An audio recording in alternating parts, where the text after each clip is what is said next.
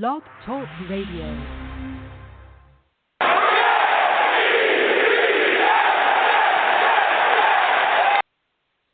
Good evening, everybody, and welcome back to another episode of Let's Talk Jets Radio. This is one of your hosts, Tyson Roush, and I don't know what kind of show we have for you, to be honest with you, because the off the field is overpowering the on the field. We got to talk Jets Redskins, but I have a funny feeling we may stray away from that a little bit. Mr. Long Beach Joe, how are you on this Friday evening? What's going on, Ty? Man, it's getting crazy. But, you know, I mean, I guess it is what it is when you look at this team. Just so much to talk about. And then, you know, of course, we're going to talk about this upcoming game we have. But listen, I'm the man of the people. I'm here for the people. Let me shamelessly promote our Facebook page. Everyone go on Facebook, search Let's Talk Jets Radio. Like that page. Our content's up there. Go ahead and give it a listen. Message us. We'll message you right back. We love going back and forth with folks about this football team. Also, leave us some feedbacks. We love hearing about what you folks think we do here on Let's Talk Jets Radio. So without further ado, Ty, let's go ahead and get into the show, man. I'm fired up. Yeah, I'm pretty fired up, too. You know, as always, you can find us on Instagram and Twitter at Talk Jets Radio. You can find us on YouTube, Let's Talk Jets Radio, where Primetime and Long Beach Joe have yet to put any clamps on me. They have not filtered me yet. So it's a free-for-all over there. So go to our YouTube channel and enjoy that. We're on Spreaker, SoundCloud, iTunes, Apple Podcasts, Google Play. We're pretty much all over the place. So we definitely appreciate everybody watching our videos, leaving the comments, doing everything. We're trying our best to keep up with it all, but it's a little bit crazy right now. Joe, I will give you the option. Would you like to talk about the return of Adam Gase? Would you like to talk about Quincy Enunwa? Would you like to talk about the injury report? Or do you want to talk about the game? I give you four choices, man. Let's just go ahead and get into the return of Adam Gase. Okay, so – and this was my biggest fear, and we just talked about this on Tuesday. And when this news all came down, I immediately thought about our Tuesday show, and I was like, God damn it, that Giants win screwed this organization. Like, this team picked the perfect time to set themselves back 2 more years, or 3 more years, or maybe 5 more years.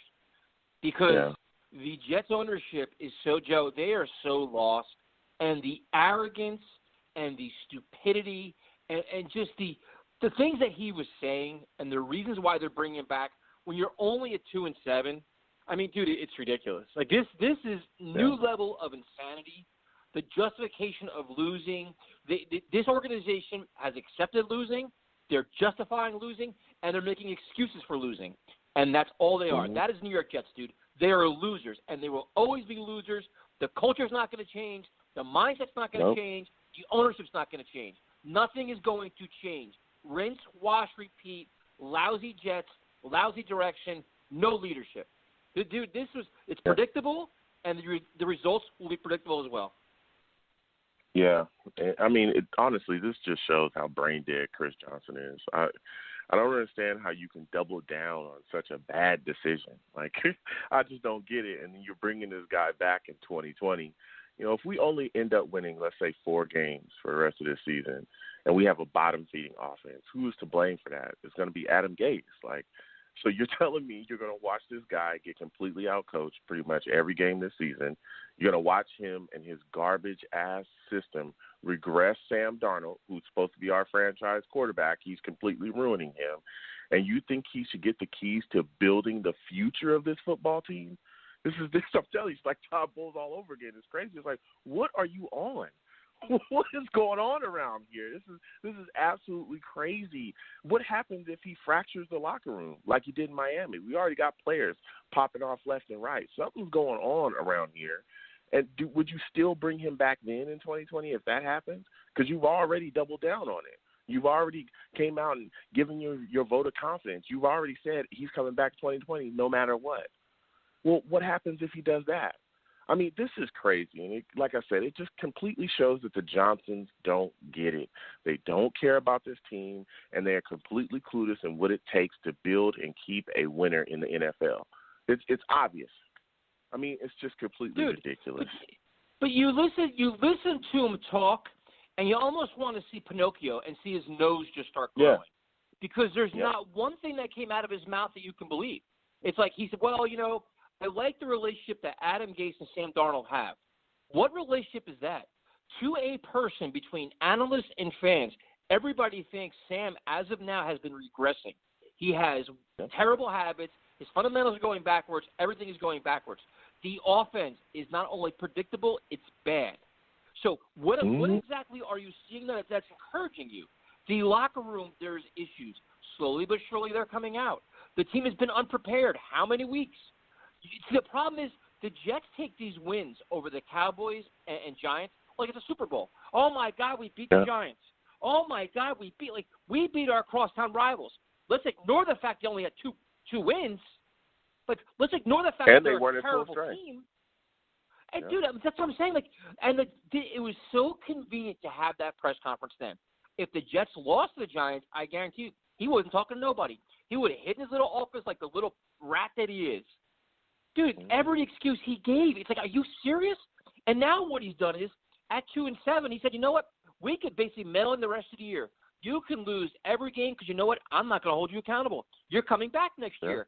So now Adam Gase has no pressure. The players have no pressure. There's no ounce of accountability, and there's no ounce of leadership. You could not ask for a worse time, a worse press conference, or a worse decision. So this is like epically bad. And the kicker of all this is, not only are you scaring away free agents with all your locker room dribble and the way you're handling everything, you're already screwing that pooch. But now what you're taking is you're taking this New York Jets team that's void of so much talent. We need a complete rebuild, which we've talked about. We need all this, and you're going to let a coach that I guarantee you will fire within the next year, you're going to let this coach help you pick the players. Joe, this is the equivalent of giving Mike McCagnon the power to draft a team, spend $100 million, and fire him. You're doing the same goddamn thing with Adam Gase. The same thing. Like, they didn't learn nothing. Nope. No, they didn't. I mean, this is pretty predictable. This is on par with the Johnsons. It's completely clueless. This is not a way that you should run an NFL franchise. It is clear as day that this guy is not fit to be a head coach. It's clear as day. Some of the same things are going on in Miami. Some of the same things that we're starting to see here already. Some of the same things that I warned you folks about. And I don't understand how you don't cut your losses now and get rid of this dude. To me, this is all seems like it's just about pride in his ego. He's not willing to admit, look, I made a bad decision by bringing this guy in here. I'm going to fire him. It's just what it seems like to me, that he just doesn't want to throw in the towel and go, you know what, didn't know what I was doing, made a mistake. Instead, he's going to double down on it, and he's going to hope that he saves him. And it's crazy. Because, I could see this bleeding in 2 more years of Adam Gase, because if we lose next year, they're going to say, because it looks, again, like we're going into a rebuild, so if we do trade off all his talent, they're going to say, well, he doesn't have a team that is talented enough. Because that was the same exact excuse that they gave Todd Bowles. I remember it like it was yesterday when I was screaming that we should fire this guy. He's not a good head coach. He's not fit to be here. And they were screaming, hey, his team's not talented enough. You can't judge him off of what you see. So we could see maybe 2 more years of Adam Gase here because of this decision made. It's ridiculous. You're giving this guy the keys to the future of this franchise to continue to build this football team in his image. We saw that fail in Miami. We saw it. We saw what he did to that franchise over there, and we're going to allow him to do the same thing to us. It's ridiculous. Dude, it's like there's – like I can't even comprehend. Like, you sit here as a Jets fan, and you cannot be any more disgusted. Like, right now you could say, you know what, I'm not going to go to any more games because I have no desire to. I don't even want to spend any money. And going into next year, like, Joe, I don't care if we draft 10 linemen, 3 pass rushers, and we sign 3 primetime free agents. I know that Adam Gase is still the head coach, and this team is not going to not going to go to playoffs and not win a Super Bowl. And that's what this should be about. This team has set the standard so friggin' low where I think they're more happy about their marketing and the fact that they sold millions of jerseys than they are about their record. That's just what I feel. Like, this team is lost, dude, and we are years now with keeping this clown, years away from the playoffs, dude. You're looking 3, 4, and I guarantee you, dude, the same time next year. Mark down your calendars, late October, November of next year, 2020, we're going to be having the same conversation. When are we going to fire Adam Gase? This could all be avoided, Joe, and we're not going to. We'll be further. You talking years? We could be more than just years and years away, especially if he continues to ruin Sam Darnold. Can you imagine in maybe 2 years where we're talking about drafting another quarterback? Because Sam, we just don't think that Sam's the guy. Can you imagine that? Well, we're sitting here on this program talking about, man, we're about to draft another quarterback because Sam just he can't settle himself in the pocket. He's not seeing stuff out there. He's staring at the rush, or that this system just doesn't seem to fit him. We don't know what or who he is. We just can't get it. We got to move on from him. That could set us back there. Man, listen.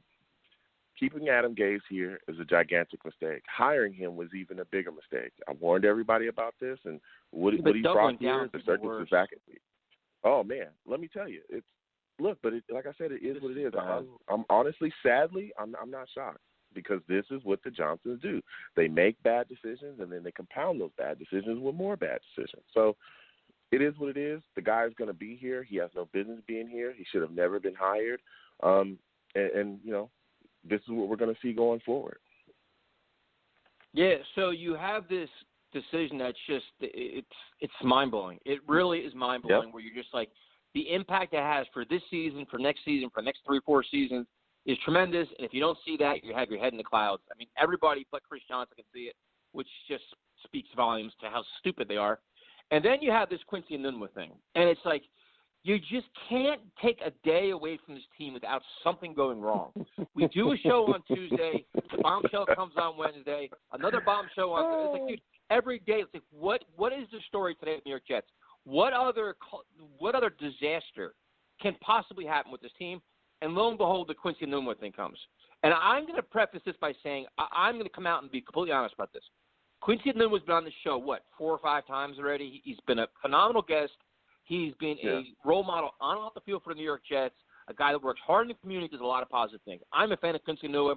I know he's got injuries, and he's probably done with the Jets. So I'm going to preface all this by saying that I'm a big fan of his. Should he have gone to social media? Probably not. That's probably not the right way to handle it. The Jets, though, dude, like, they're going to be so petty where, okay, listen, he didn't call, he should have, whatever else. You're going to max fine a guy that is on injured reserve where his career's on the line. Like, that's the way you're going to handle it. You're going to put this guy on full blast, maximize his fine, and do all this stuff, and just create another saga. Like, you just know, Joe, that if Quincy Enunwa was to the point where he's speaking out, he's doing it for a reason. Not only to mention his fines, to give a hint, like, hey, you know what? There's a lot of nonsense going on in this locker room that you guys don't know about, but sooner or later it's going to come out. I mean, look, is this anything new? I mean, I'm going to start. Quincy, the situation with Quincy, he was wrong for missing those treatments. That's without a fact. Without calling or giving notifications to the team, okay, he was wrong for that. But again, when you look at the length of the fine, how he got max fine, the stuff that's going on in there. But what's bothering me is how comfortable players are with going to the public about things that are going on in this building. You know, none of this was happening before Gase was here, not to this magnitude. This is the third player that has come out publicly and said things about the organization. You had Jamal Adams, come out. He went off. By the way, those tweets are still up. The last time I checked, he didn't take those down. Kalichi Osemele coming out and filing that grievance. He's saying things as well. And now you got Quincy Enunwa coming out saying things and as Luke well. Falk. Don't forget Luke Falk. Yeah. It's 4 players. I was about to, actually that's 4, you're right, that's 4. Then you had Luke Falk. It's just, look, this is something that has followed Adam Gase from Miami to here. There clearly is something going on in that locker room, and it seems like quite a bit of players don't respect him, and they don't think he's the right head coach. And we've heard that those sentiments be echoed through. Some beat reporters are reporting that from sources within that locker room. It's not surprising. He's the same guy. This dude is the same dude. Same dude.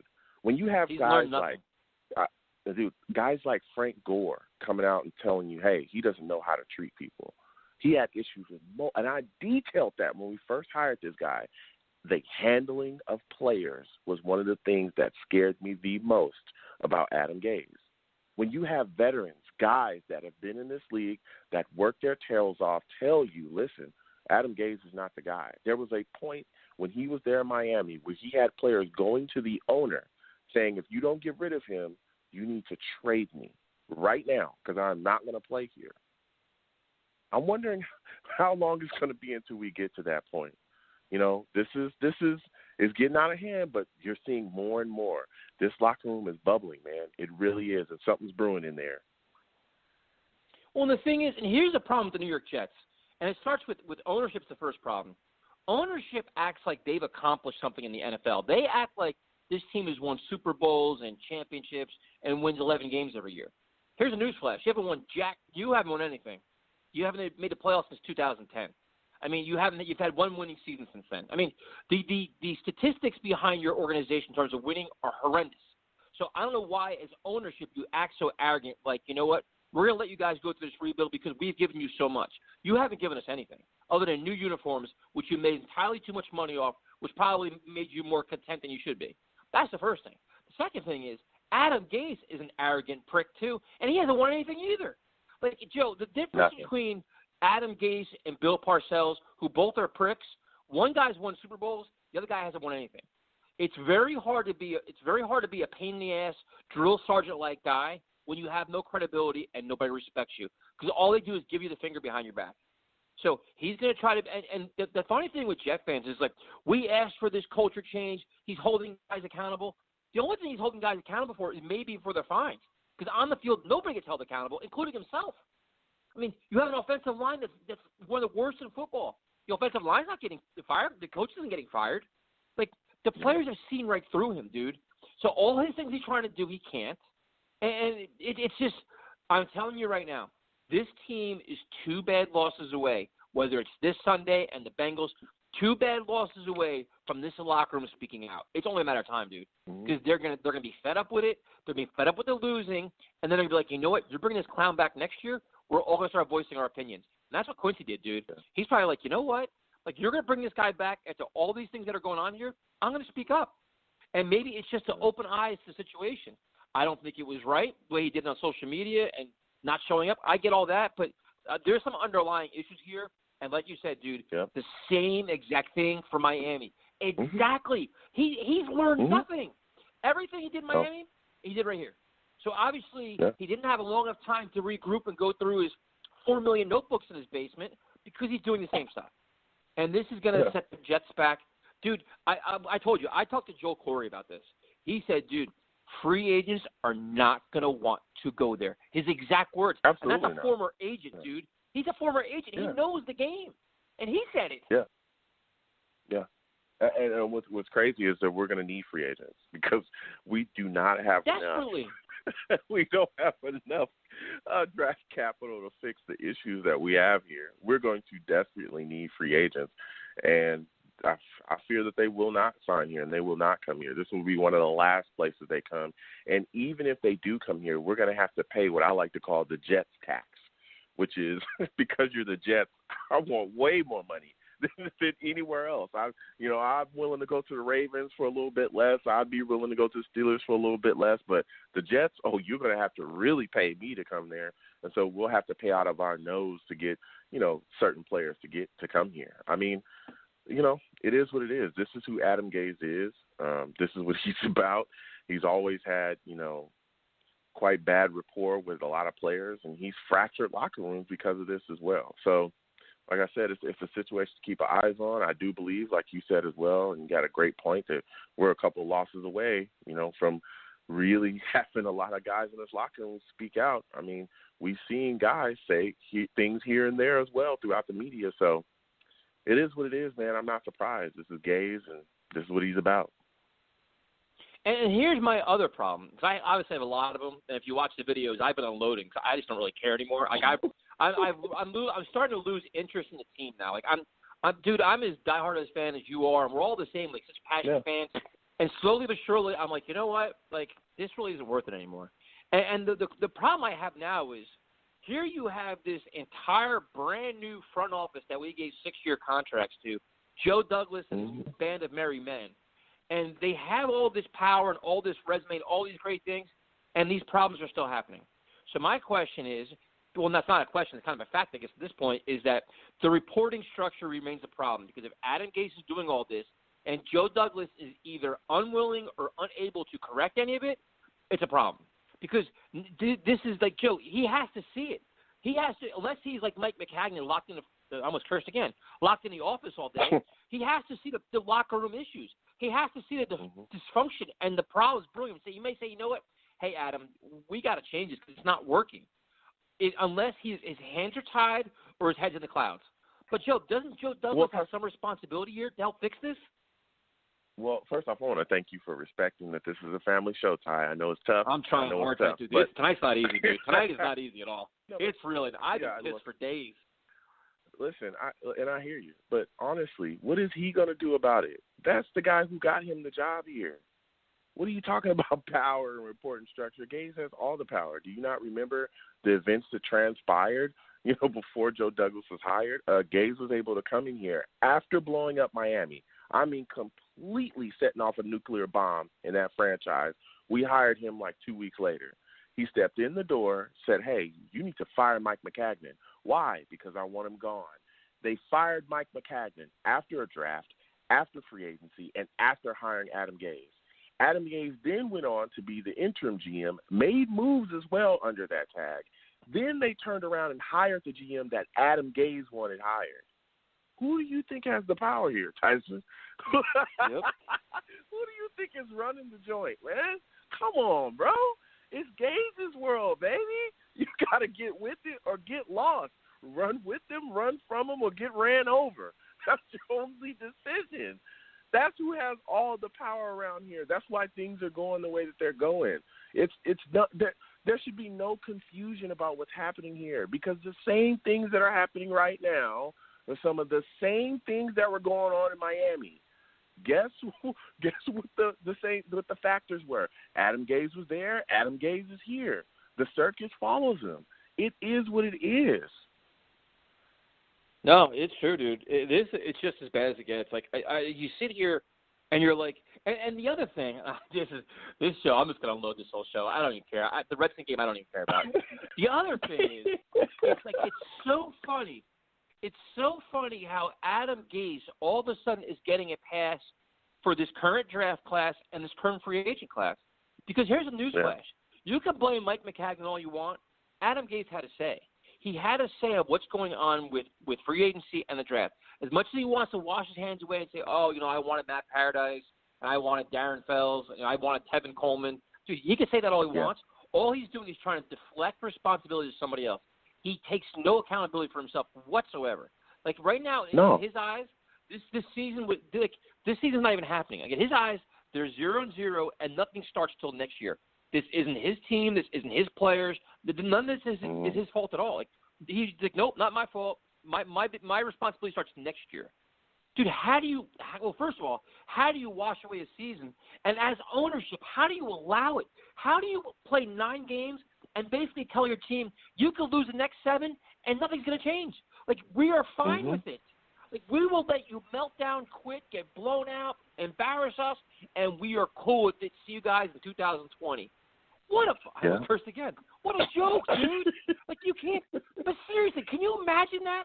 Can you imagine Joe going to work and saying, you know what, for the next 7 months, I don't have to sell nothing. I don't have to make nothing. I just got to show up. Could you imagine? I'll make good money to do it. Yeah. Could you imagine being like that, knowing that there's no pressure on you to perform at all? Could you even imagine? Yeah. Well, I mean, we're the Jets, baby. That's the goddamn clown show. That's the Johnsons for you. Are you surprised at all that bad owners do things that bad owners do? And that's when you're allowing this guy to walk in the door. He gave us that nonsense, too. He's like, Chris Johnson's like, I got my head more involved now. I'm really involved in this team. I have a really good pulse to the team. No. The only thing you have a pulse of is your goddamn bank account. You don't know nothing about football.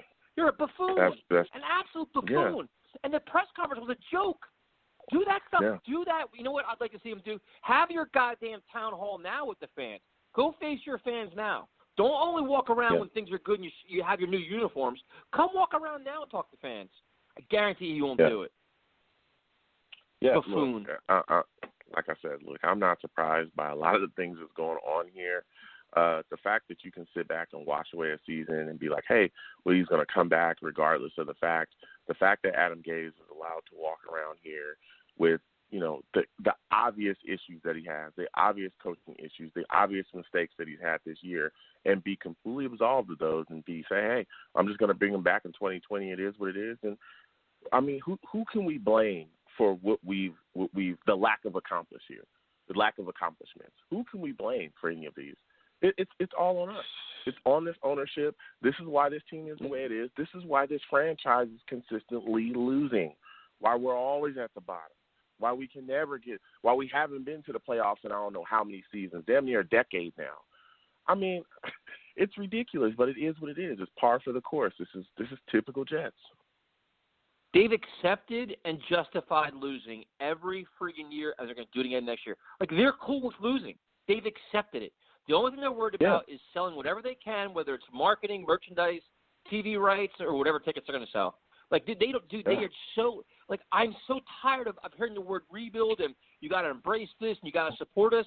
All we do as fans is support them and get disappointed every year.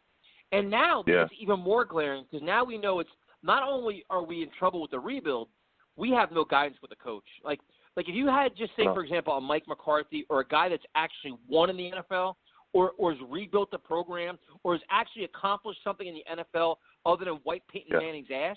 We had somebody that did that, I'd be a lot more encouraged than knowing we have Bozo the Clown in there that's going to be fired a year from now.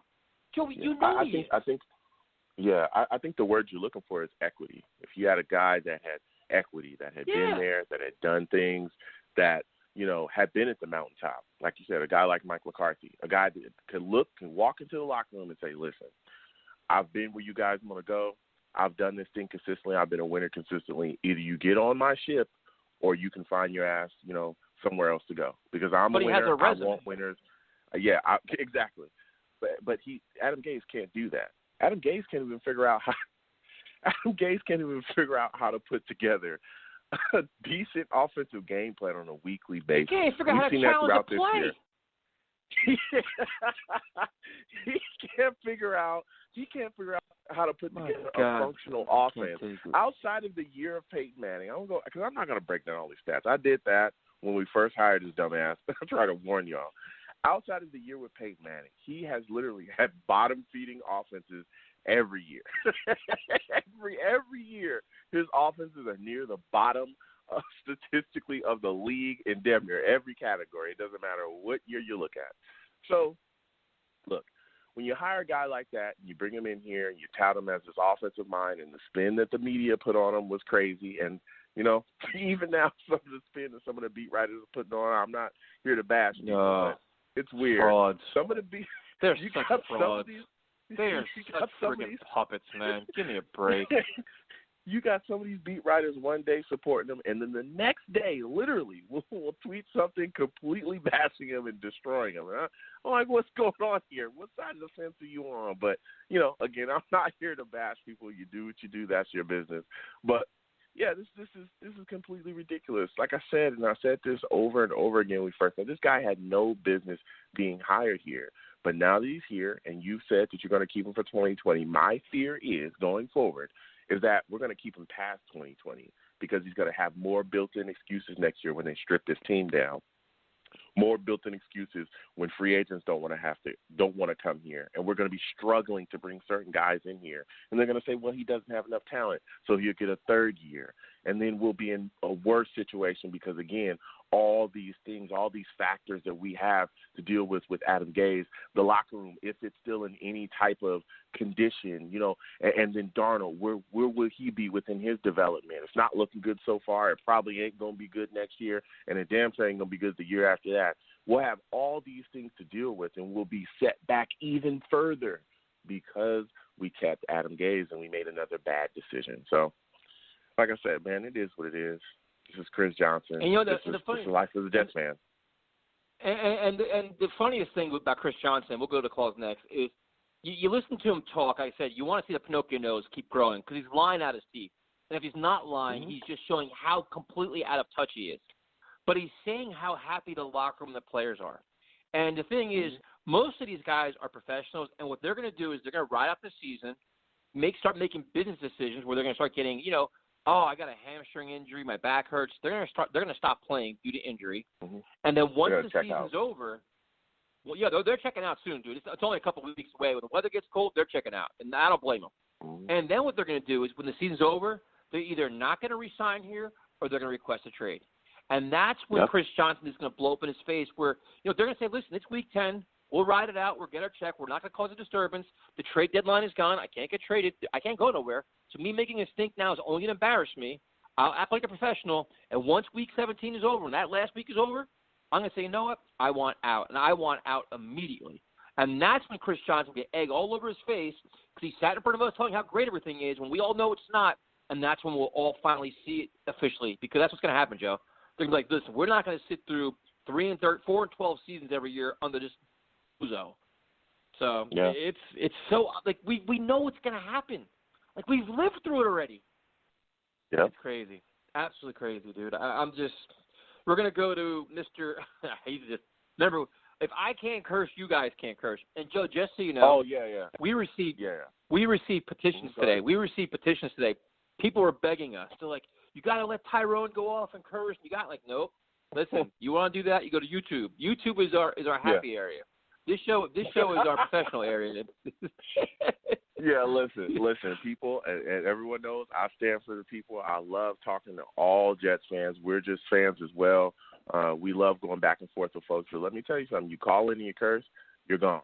That just is what it is. If Tyson can't curse, you cannot curse. Okay. Yeah. Now on YouTube, we're getting over there. We're trying to get our, our stuff together. We're gonna put the reins on. The wheels are off eventually. over there. But right now the wheels are off. The doors are wide open. We're trying to close them. Everything's going crazy over there. But we're gonna try to find some way to kind of seal him up over there. But do not get on this show cursing, or we'll get you out of here as soon as possible. So listen, call in 929-477-2651. We want to hear from everyone tonight. We're going to go to Mr. NYSF Magazine. Jay, what is going on, man? Well, guys, I'm in a pretty good mood tonight. I'm not going to curse tonight because I'm in a pretty good mood. Because you want to know why? When you're so right about something, and people who disagree with you are clearly in the wrong, you don't worry about the nonsense that they're going to start throwing at you because the truth always comes out. And look what's going on right now. Okay. Look what's going on. We got to talk about this Quincy Enunwa situation because everybody's jumping on Quincy Enunwa, and I need to keep it real with the people. Joe, you're a man of the people, so I know you're going to talk to the people, but I also want to talk to the people, okay? People, listen to me. Quincy Enunwa, okay, in all the years that he's been here, has been a model citizen. You don't hear about him missing practices. You don't hear about him showing up late. He's all over the community doing charitable work. The guy's all over fan events, all over fan podcasts. He was a captain, okay? A team captain. Like, a guy worthy of giving a contract to come back here, and nobody gets a second contract here, okay?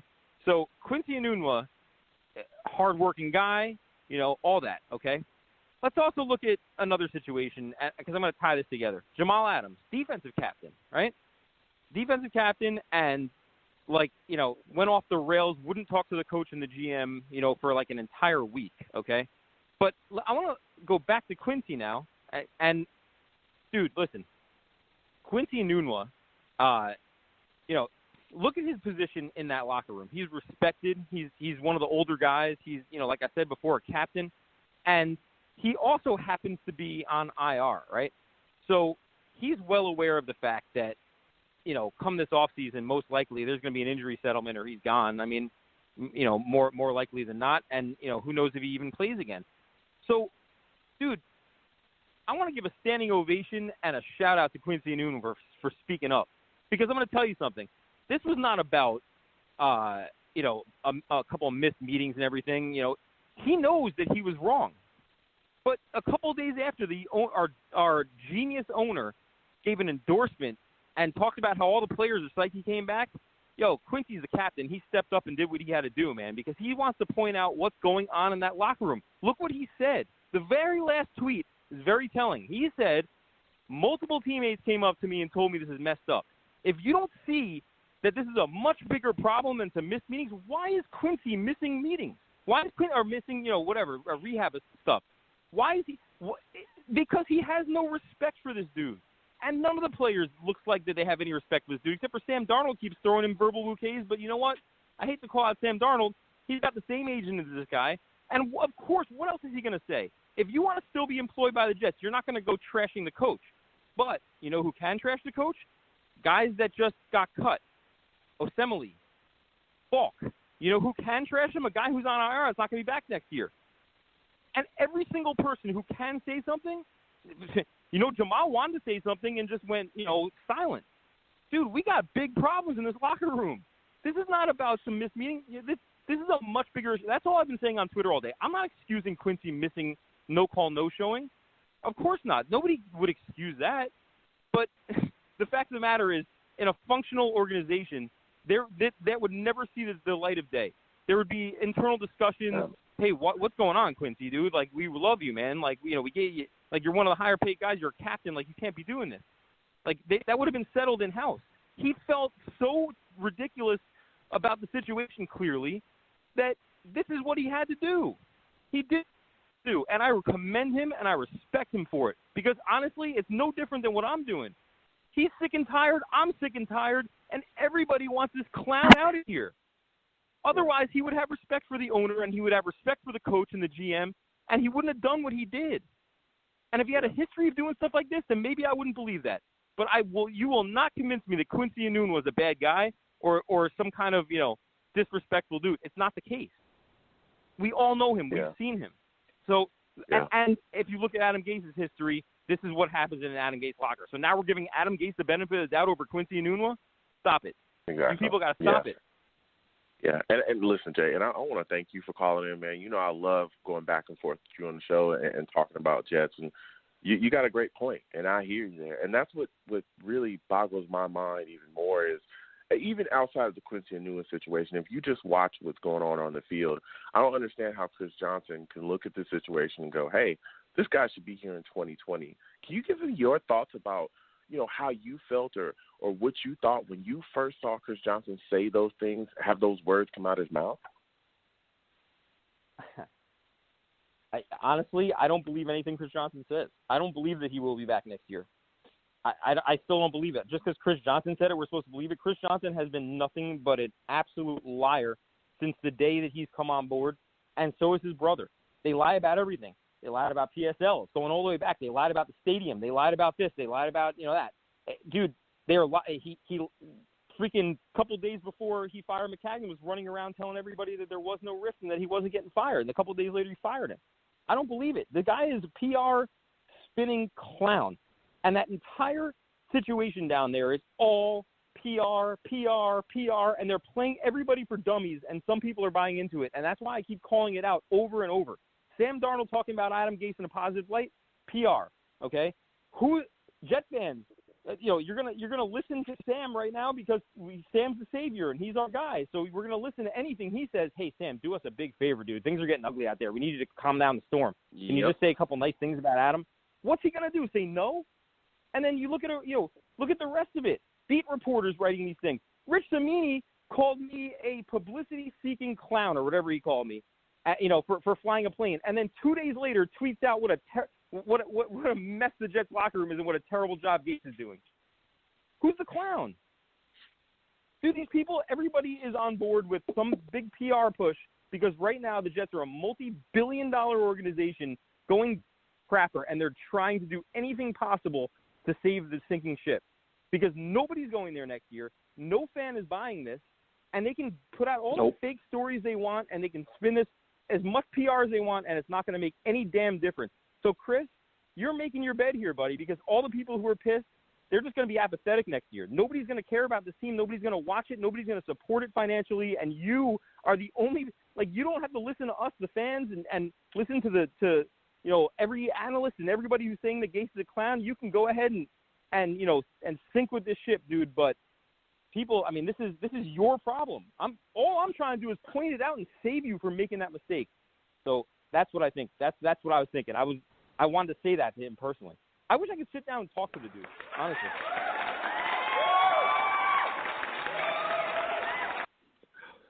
Okay, good stuff as always, man. Where can we learn more about all your rants? I know you've been cranking out articles, man.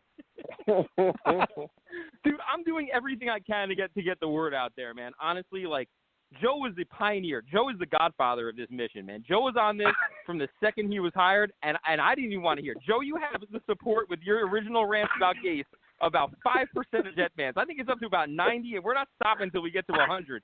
I'm just Joe's spokesman, Ty. That's it.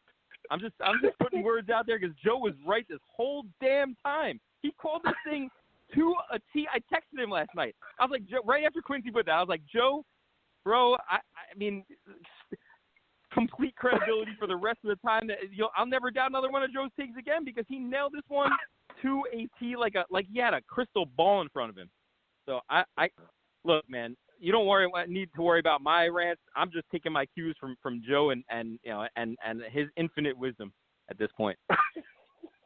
If you want to read Jay's articles, nysfmag.com. The articles are there. Jay, have a good night, man. All right, guys, have a good night. It's bad with our preview show. We're 40 minutes into our preview show. We have not mentioned one thing about the Jets, the Redskins, or anything, or Jets, Redskins, but it is what it is. I mean, Listen, I don't know. I just don't, whatever. Yeah. We're going to go to calls. And he's so right. The thing is, like, this is the first time in my life where I can honestly say, like, I just don't really care, Joe. Like, there's games where it's like, all right, you're playing the Redskins. I don't care. I'll watch it because I know I have to. But it's like it's like you just don't even care because like there's the light at the end of the tunnel is gone now. Like it's been squashed. Where I'm like, no matter what, I don't expect anything out of the offense. The only thing is I want to make sure Sam gets out of the game healthy. But then I'm like, you know what? Exactly. Next week against the Raiders, I expect nothing, and then like next year, I expect nothing. Like there's no expectations. Like you just know we're 3 or 4 years away, and I'm tired of feeling like that. Like you know what I mean? Like you don't feel like spending money. Like there's autograph signings 20 minutes from my house. I didn't go to that. I'm like, I'm not spending money on these clowns. I'm like, half of them probably aren't going to be here. Like, what am I spending money for? There's no reason to. Yeah. First off, I want to thank Jay for coming on. I love talking Jets to him. I don't have anything to do, with that playing and stuff. He's doing his own thing. They're handling business how they want to handle business over there. But I do love talking to him about the team. Listen, one of the only reasons that I'm watching is literally for Sam. This franchise, you have Tyson, everyone in this fan base has been praying for a franchise quarterback, and I truly believe that we have him. And I'm watching every game with hope that I just see something positive to take from the game come out of him. Just a couple things, solid throws, getting rid of the ball on time, not putting himself in bad positions or situations, just being able to do something with what he has out there offensively. That's the only reason why I'm watching because, like you said, I think we're a couple years away. But without him, dude, we're decades away. We've been there, Ty. We've done this show when we didn't have any resemblance of a franchise quarterback, and it was like, what are we doing? What's going on? Those are ugly times. Remember, those were really ugly times. And so I don't want to go back there, dude. I don't want to I don't want to go anywhere near that place ever again. So I'm just sitting back watching, hoping and praying, for Darnold and for him to get out of every game healthy and just to go out there and do some positive things. But I mean, with Gase here and the look on this team right now, it's not looking good.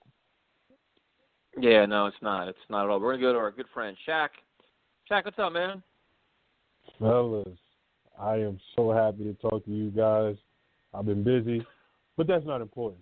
Let's get to these goddamn Jets, man. Look, man, I don't like the move at all. I don't know why Christopher Johnson announced it so early.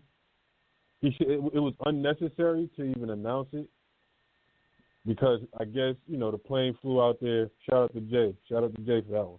But, so because the plane flew out there, he felt like he had to say something.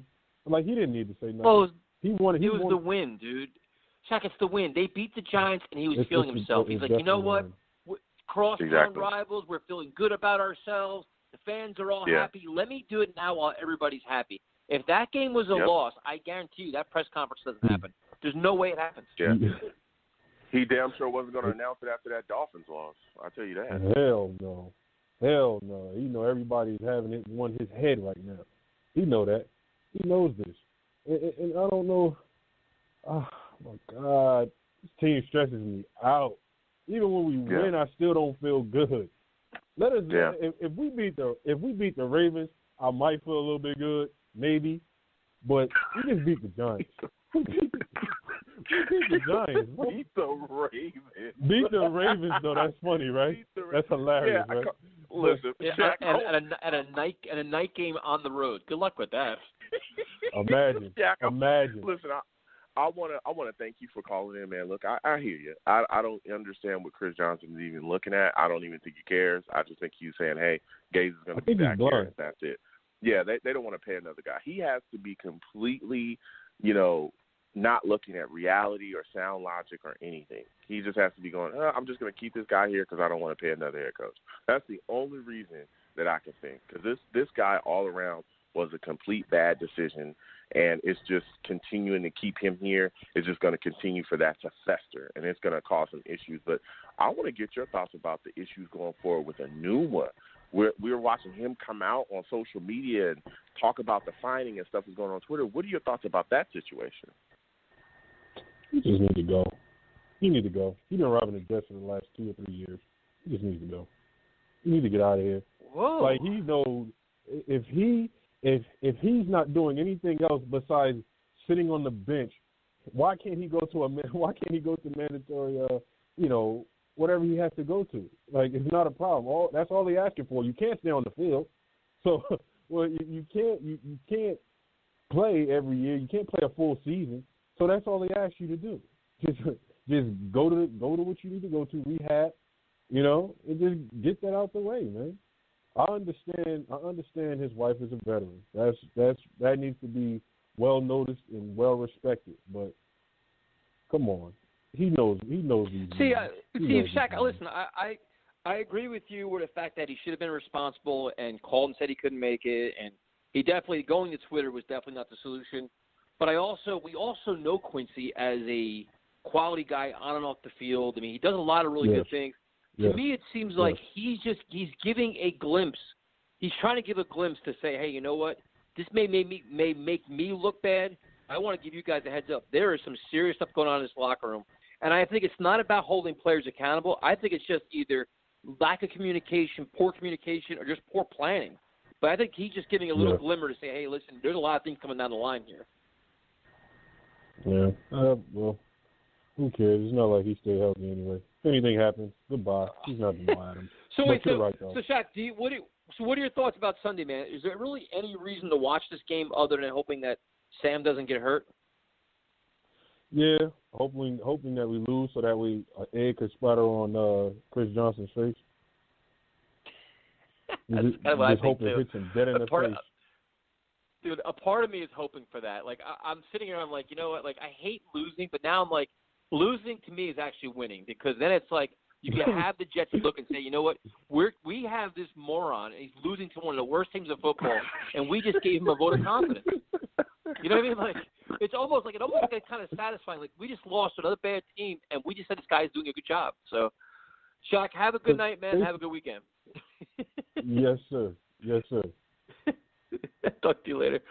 You could just sense everybody biting their tongue when it's just like they really want to say things because they're just like they're really fed up. But it's tough, dude. Like it's tough. Like I said, we had I walk into the gym and the guy's like, he just starts shaking his head and he's like, these goddamn Jets. He's like, I just can't take it anymore. And he's like, they're making me numb. And that's a perfect word. Like where you just don't even care. Like, you know what? I expect bad things. Bad things will happen. They're going to lose. And I don't even care anymore. Like, it's like you're sucking the life out of the most diehard fans they have left. Yeah. Yeah. And I want to thank Shaq for calling in. They're just completely with the moves, just absolutely draining this fan base. There's so many people that are just tired of watching the ineptitude like, would you and buy incompetence at such a level. Like, so if you lived in New Jersey, right? If you lived in New Jersey and you said, you know what, they can sign, they draft a receiver, a pass rusher, and some other stuff, would you go out and buy tickets knowing that Adam Gase is still your coach? No, I can't see myself doing it because I know you're just going to have an aptitude. You're going to have this guy out here and he's not going to be getting used correctly. The same way we're seeing some of the receiving threats we already have be mishandled. Le'Veon Bell is completely being mishandled in this offense, and it's widely known. And everyone's just like, oh, well, hey, it's okay. Like, what are you guys talking about? We've been praying for a talent like Le'Veon Bell for years now. Remember that, Tyson, when we would come on this show on a yearly basis, and every year we would be talking about, hey, we need to find some way to get an elite offensive weapon. We need, whatever big-name free agent. If we could just land him and get him on here, we'd really have something put together for this offense. And we finally get one, and you're not going to use him correctly. You're not going to make him a big part of the game plan every week to really get him carries, and you're not going to get the ball in his hands coming out the backfield every single week. He should have big numbers. We're not doing that. It just is what it is, man. It's just absolutely crazy. Yeah, no, it's wild, dude. Like I said, it's hard to support a team when you know that this coach will be we're going to have the same conversation this time next year. We just are. I guarantee it. Next October, November, we'll be like, when are we going to fire Adam Gase? What are we going to do here? And it's just like you're wasting talent, you're wasting time, you're wasting Sam Darnold's rookie contract. Like every NFL team, their mantra is you need to maximize the contract, the rookie contract of your quarterback. You only have a very small window where they're making very little money. That's look like the Ravens and Lamar Jackson. Like everybody, you want to get as much as you can for as little as you can in terms of your contract. Because once they get to that contract year, you're screwed. You're paying $25-30 million a year. And now we're going into year 3, and it's, dude, like everything is just wrong. There's nothing right about the organization, nothing at all. Nope. I mean, it's like I keep saying, this is typical Jets. You look like you said. You talked about the situation they have there with Lamar Jackson. I mean, they put that guy, they put stuff around him. Hell, he's got an offensive coordinator that literally fit the system around what he does well. They're catering that offensive system to him. That's exactly what they're doing. They're catering it to what he does well. They don't force him to do anything crazy that he doesn't do. They allow him to go out there and be Lamar. And look how he's flourishing. He's making all. You know what's funny? Joe? You know what's really funny? Go ahead. Do you remember? I remember this last offseason when we were saying, what coach do we want? And I was begging for John Harbaugh. I was ready to sell my kidneys. I was ready to say, and all I heard was, he's a special teams coach. He's not good for quarterbacks. He's not good for this and for that. And what did the Ravens go out and do? But you just said it. Yeah. He looked at his team and said, we're going to put our our young quarterback in a position to maximize every ounce of his talent. And that's exactly what they're doing. That's what a good head coach does. That's what they do. Yeah. And I remember before we traded up, we also were sitting on this program, me and you, talking about how much of a special talent Lamar Jackson was. And how if you put the kid in a situation to be successful, he would work in the NFL. How many people called in and said, we think he should be a wide receiver or a running back? He's not really fit to be a quarterback. He's not a guy. I mean, he's not accurate enough. He's never going to get that feel in the league. All this. Boy, you put Lamar Jackson out on that field today with a lot of defense, he will scorch you. We've seen him completely torch people this year. He'll throw for 200 and he'll run for 150 as well and make you look foolish the entire time. I mean, but that's not what we do here. that's not what we do here. We force fit offensive systems. We misuse offensive players, even if they're elite. We just do whatever. So, and ownership is okay with it because they'll give you another year. Even if you're losing, doesn't matter. Even if you're getting out coached, doesn't matter. Even if there's stuff blue in their locker room. It doesn't matter. He's here for another year, and that's what it is. So it is what it is, man. We're going to go to our good friend, Steve. Steve, what's up, man? Hey, guys. What's up? How you guys doing tonight? Oh, we're doing great, man. You can see our Jets-Redskins preview is just going wonderful right now. Well, it's not really much of the Jets-Redskins preview. It's more of why Christopher Johnson's an idiot. Yeah, I mean, dude, it's hard to and Joe, just so you know, Steve had to give his motivational speech where I know we're a bad team, but since Adam Gase is coming back, I'm going to support my team to always win. Just so you know, Joe. Well, look, I respect Steve, and I understand that he's a fan. I think he was just saying it for himself. Even though Steve knows, hey, Adam Gase is not the guy, he's still willing to support guys like Sam Darnold. That's what I think he meant with that statement. Am I correct, Steve? Yeah, no, the thing was I really wanted to get a chance to talk about that before even talking about the Jets-Redskins for Sunday. It's just listen, the way how Christopher Johnson, and Tyson, I agree with you, the way how Christopher Johnson was talking about, he liked Adam Gase because, the players liked him, and then, the whole thing with Quincy Enunwa that happened yesterday. And it's just, the thing is that it just worries me that and I said this, listen, I will respect the fact that Adam Gase is the coach of the team, but I don't like it. It's just, to me, Adam Gase is another thing that's ruining this team. And it's just the thing is like, and we even spoke about this, from the show on Tuesday, like he doesn't even throw his own challenge flags either. What kind of a head coach doesn't throw a challenge flag when you're making your offensive coordinator do it? It's just ridiculous. And the thing that's just absolutely crazy is that, listen, I understand where Sam is coming from. Sam does have a good relationship with Adam, but the thing is that what I'm just fearing is that Adam Gase is going to bring him down. He's going to bring him down as this future goes on. And I mean, is that going to happen again for 2020? It's just a worse fear. I mean, the thing is, right now I'm just focusing, with just getting through this 2019 season, and then I just don't know what to expect from 2020. All right, you guys can say something right now. Go ahead. Well, see, the thing with Adam Gase, though, is you got to keep in mind, he is a power-hungry, insecure head coach. So what he's going to start doing now is telling the players like Sam Darnold what to say. So these press conferences are a joke. Like, when you hear Sam talk and he sounds like Adam Gase, you're like, oh, man. Like, now you're a puppet. You're becoming a puppet for this inept organization. And that's the problem. Like, it's sad, it's pathetic, it's inexcusable, and it's obvious. And that's the thing. And I'm telling you, Steve, once this season is over, Chris Johnson's going to look very stupid because all the locker room issues he thinks he doesn't have are all going to pop up. If they don't pop up sooner, following another terrible loss. It's just a matter of time. I mean, don't you think so, Joe? Like, this is like a ticking time bomb. It's just a matter of time for it all explodes. Yeah, it is. And I mean, we're a couple of losses away.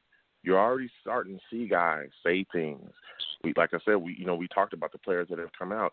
There's stuff brewing here, and honestly, it's surrounding Adam Gase. And to me, it's completely ridiculous to give this guy a pass. But I want to talk to Steve about the game that we got coming up, Steve. Are you concerned about kind of an emotional letdown after the win of the Giants? Because I know that there's people that are really high on the team, and now they're looking at the Redskins thinking, hey, this is a bad team. We can roll them. Are you concerned that they won't take the Redskins as seriously as they should? It does kind of worry me. I mean, and here's the thing. Washington is coming off of a bye this week. I mean, they are going to be they're fresh, coming off fresh. I mean, we're going to be facing Dwayne Haskins on Sunday. And, I mean, I don't know what to expect out of Dwayne Haskins. He's only had one career start. And here is also the thing.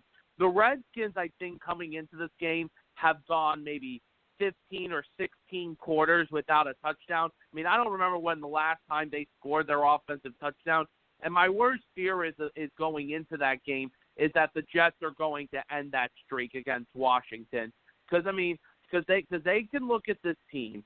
I mean, they're not going to use Adrian Peterson a lot. They're not going to use Adrian Peterson in this game.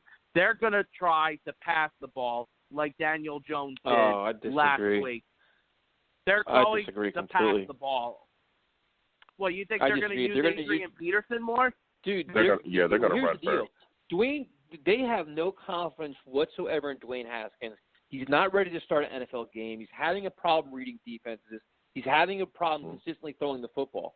They're going to try to hide him any way they can from just getting embarrassed, dazed, and confused. So they're going to try to run Peterson, the other guy, was it Gase, whatever the hell his name is. and just yeah. I mean, that's Joe. I mean, they're going to try any way they can to hide him because they know he's not ready. If he was ready, he'd already be playing. Yeah, and I don't, and again, I love talking to Steve, but one of the things Bill Callahan, the interim head coach that took over for Gruden once he was let go, one of the things that he talked about as the interim head coach, one of the things that he was going to really implement in the offensive system every single week was running the ball more. That's why they really picked up on running the ball. That's why Adrian Peterson has gotten a lot of the carries that he's gotten, is because they're making the run a focal point. Okay, so I do believe that they're going to run at us, and AP is going to get carries. Now, will that be successful? It depends on our front. The guys like Fatukasi, the guys that we've seen really step up. Phillips stepped up as well in the system. Can they continue that against this team? But I think they're definitely going to run. They're definitely going to run the ball.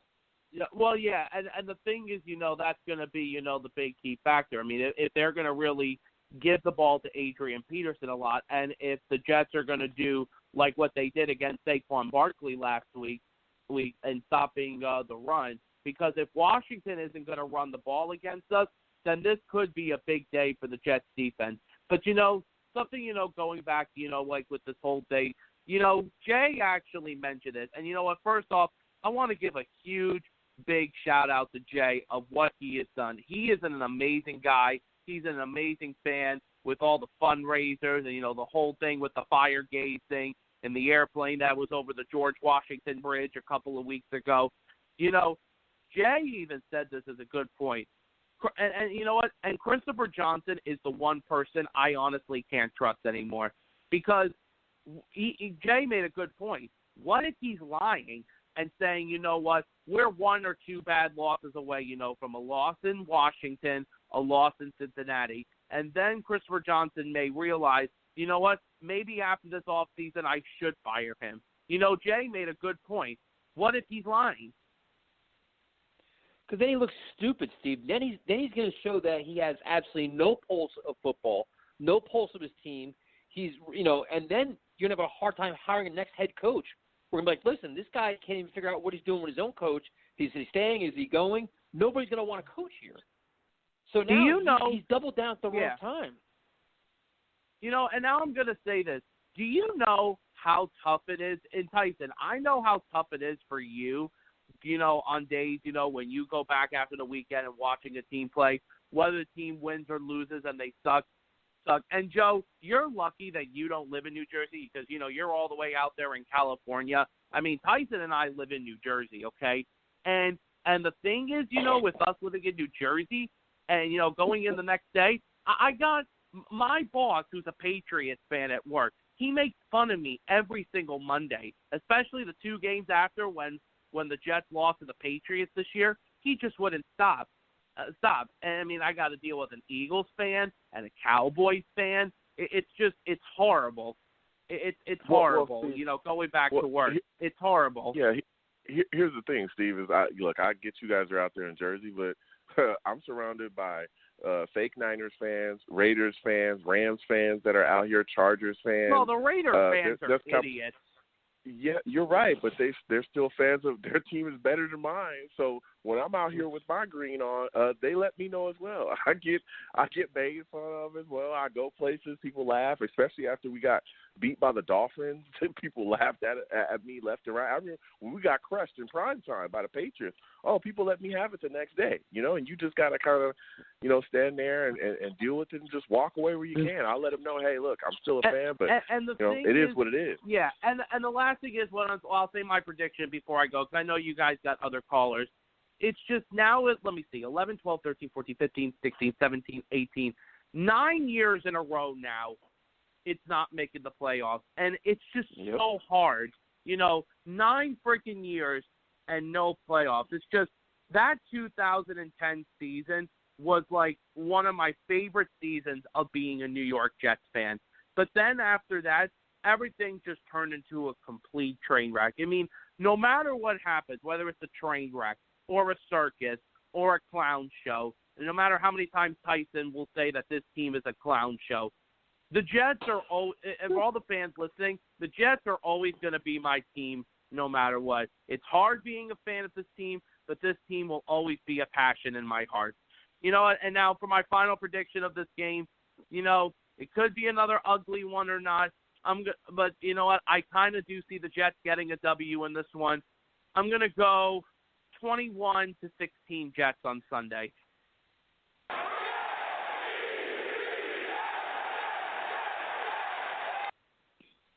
Have a good night, Steve. Enjoy the game, man. Good night, man. You know, Joe, and the other thing, too, is just like, this is what really bothers me more is, like, the Jets are now a laughingstock. They're one of the laughingstocks in the NFL. And all your good karma, like all the feel-good moments of Bill Parcells and the Rex Ryan run and all that stuff is so far gone now. And this is what reminds me of when, like I said, I'm an older fan. So, like, I remember with the Kotite years when we were rock bottom, we had to bring in Bill Parcells to make a power move to bring in Bill Parcells here to completely wipe out this organization and bring back instant credibility and respect. Because right now the Jets don't have either. Like, you have no respect, no credibility, no leadership, no guidance. You have nothing here. Like, we're at that same stage now where we have no goodwill left. Like, the fans are fed up. The media is just chomping the bit. Like, we're a joke again. Like, we've lost all that positive, like, all that, you know, like, the energy from Rex and all these, the feel-good of getting Sam Darnold, like, the feel-good of getting Le'Veon Bell. All that positivity is dead. It's just, it's wiped away. And the only way you do it, I mean, maybe they're not doing it, it's just, it's like, it starts with the coach. It starts with just a guy that has that resume, that has that track record of, like, you know, I'm going to make this a winner. I can prove it. Hell, Matt Rule's got more of a resume than friggin' Adam Gase. Matt Rule's rebuilding Baylor to, like, a ridiculous level. Like, that's a guy that said, hey, I know how to do it. I've proven it. And the Jets are going to be so desperate. Once they fire this clown, which will probably be this time next year, once they go through that, they're going to need such a strong, proven leader to rebuild this team because they're going to be in dire straits. Yeah, and I want to thank Steve for calling in. It's always great to speak to him, but that's exactly why, you know, I was so against hiring Gase, and I wanted to hire a guy like Monken or McCarthy, which I talked about in length, was because I knew that we needed that. We needed the guy to come in with that cachet, with, you know, a proven system of winning, a guy that could come in with that equity and say, hey, look, I've done this. Let's go. You know what I'm saying? Every player in that room would respect him. Every player in that room would understand, okay, this is the guy that's going to lead us. We needed a leader. That's what we needed. We were coming out of having issues with leader and head coach. That was one of the problems with Todd Bowles. And so going in, especially to what we had right now, where we were at, it was pivotal for us to get a guy that was a leader amongst men. And Adam Gase is not that. He's never been that. As a matter of fact, that's been one of the biggest question marks about him. That's been one of the biggest hindrances to his head coaching career, outside of his garbage-ass system, is just the fact that he's not a leader. And guys do not want to follow him, and guys don't want to deal with him. We're at a very, you know, pivotal part of our franchise in the rebuild.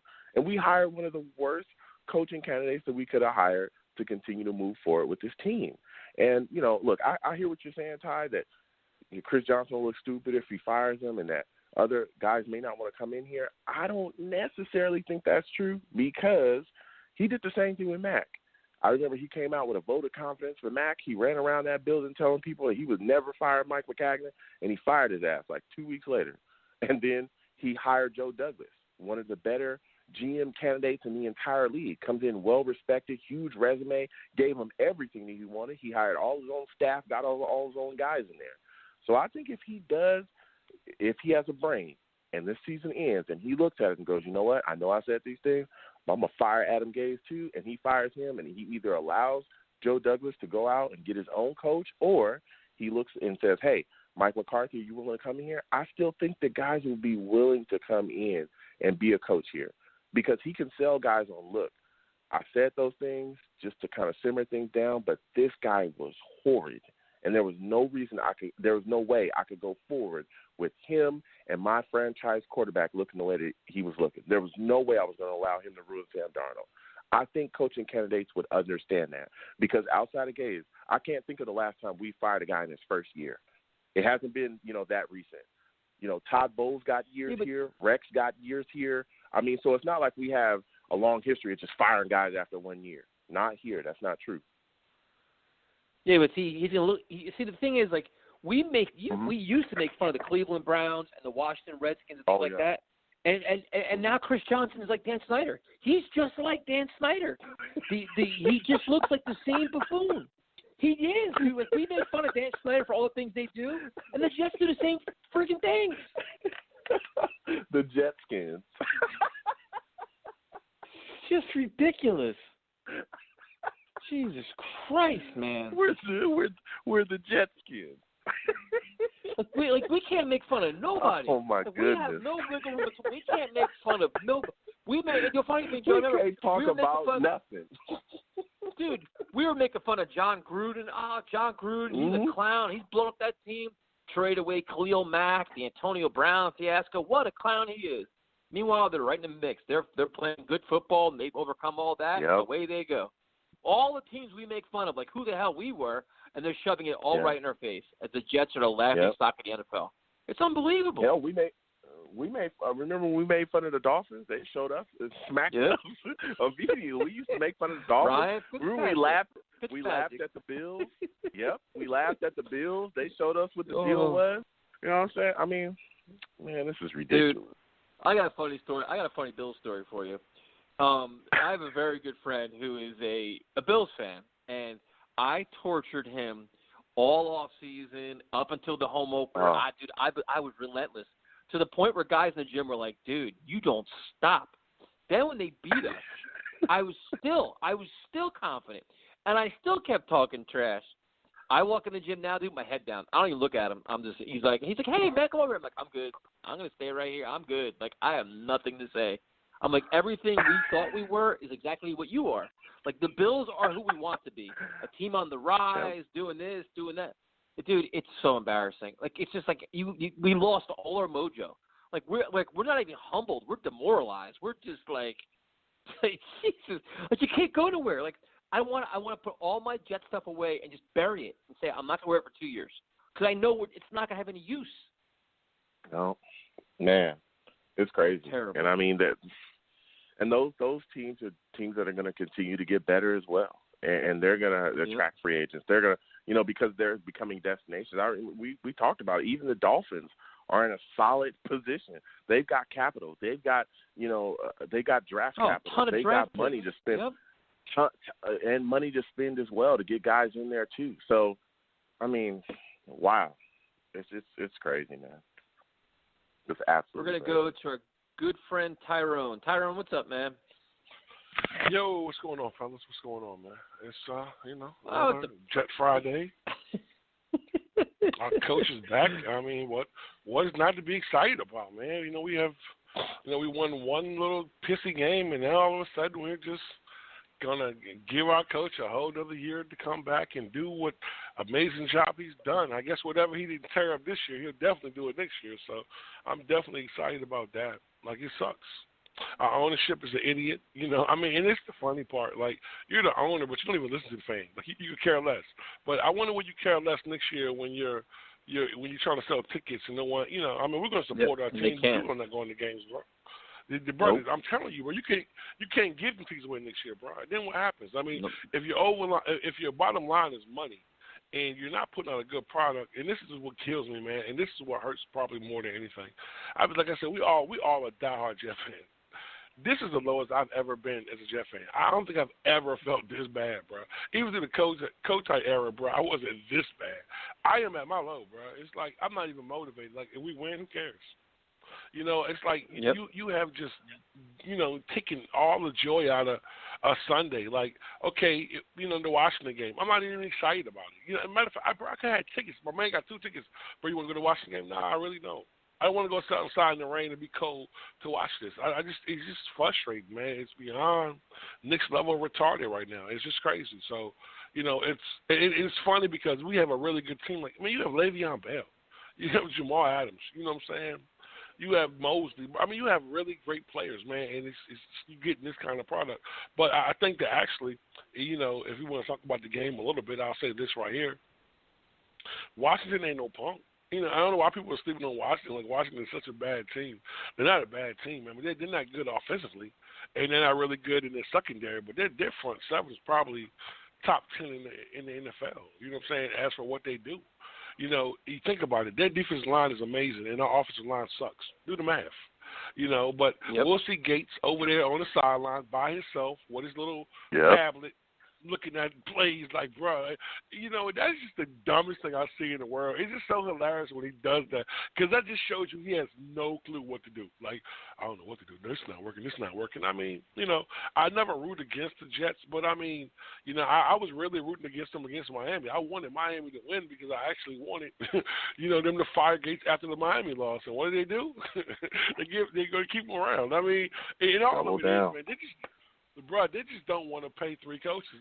I mean, let's be honest with it. You know, say that I can respect you a little bit, but all you're doing is wasting time. This guy is killing the locker room. When you got a guy like Quincy Enunwa having to speak out, when you got Jamal Adams having to speak up, you have, you know what I'm saying, you have Beachum, you have all these guys, you know, trying to attract players next year. You know how they say we always overpay, bro? There's no way you're going to get anybody worth coming here without overpaying. It's impossible. So you know, if you get players, like say you wanted to go for a Trent Williams is not coming here. He's seen how you treated Osemele. Why would he come here and go in the same way he just left? So, you know, then we talk about the draft. Okay, you can draft players, but we don't have enough capital to be able to really impact this team. And this is the thing about it. We're not a bad football team. We're badly coached and we're badly ran. You know, you gave this team to a decent coach. Let's say you have Mike McCarthy, bro. We would have actually, bro, be in a better position than we are now. We would have actually won some games. We got out coached.